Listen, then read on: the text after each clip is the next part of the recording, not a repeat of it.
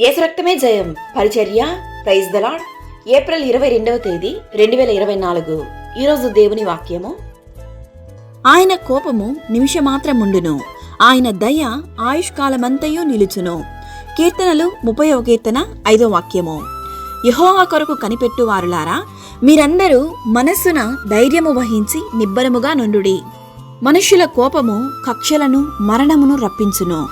దేవుని కోపము నిమిషమాత్రమే ఉండును, ఆయన ప్రేమయే శాశ్వతమైనది. దేవుని వాక్యం ఇలా సెలవిస్తుంది: మీరు నన్ను వెదకిన ఎడల, పూర్ణ మనస్సుతో నన్ను గూర్చి విచారణ చేయునెడల మీరు నన్ను కనుగొందురు. ఆయన దయలేనిదే మనం జీవించలేము. ఆయన దయ వల్లనే మనకు సమస్త విధములైన కృపను ఆశీర్వాదములను పొందుకోగలుగుచున్నాము. యెహోవా యందు నమ్మిక ఉంచు వానిని ఆయన కృప ఆవరించును.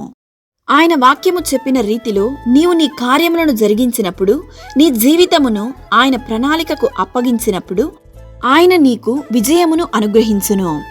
భూమి కంటే ఆకాశము ఎంత ఉన్నతముగా ఉన్నదో, దేవుని యందు భయభక్తులు గల వారికి ఆయన కృప కూడా అంత అధికముగా ఉండును. సర్వశక్తిమంతుని కృప, కనికరము, దయ ఎల్లవేళలా మనందరికీ తోడయుండును గాక. ఆమేన్. God bless you.